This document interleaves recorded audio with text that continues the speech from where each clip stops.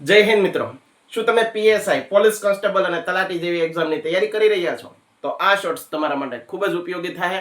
કારણ કે વિદ્યાર્થી મિત્રો, ઘણી વખત અગત્યના જે મહાનુભાવો છે અને એના ગુરુઓમાંથી પ્રશ્ન પૂછાતા હોય. તો મહાત્મા ગાંધી છે, એ ગાંધીજીના ગુરુ વિશે ક્યારેક પ્રશ્ન પૂછાય તો આપણે જવાબ આ રીતે લખવો પડે.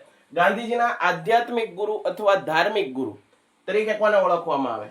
ફરીવાર યાદ રાખજો, ગાંધીજીના આધ્યાત્મિક અથવા ધાર્મિક ગુરુ કોણ હતા? તો કે ભાઈ શ્રીમદ રાજચંદ્ર. શ્રીમદ રાજચંદ્ર છે એ ગાંધીજીના આધ્યાત્મિક અથવા ધાર્મિક ગુરુ હતા. ગાંધીજીના રાજકીય ગુરુ કોણ હતા? તો રાજકીય શિક્ષણ, ગાંધીજી રાજકીય શિક્ષણમાં કોને પોતાના ગુરુ માનતા? તો કે ભાઈ ગોપાલ કૃષ્ણ ગોખલે.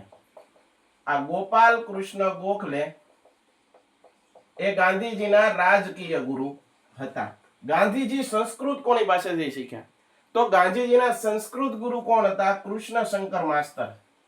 બરાબર, કૃષ્ણ શંકર માસ્તર છે એ ગાંધીજીને સંસ્કૃત શીખવાડેલું.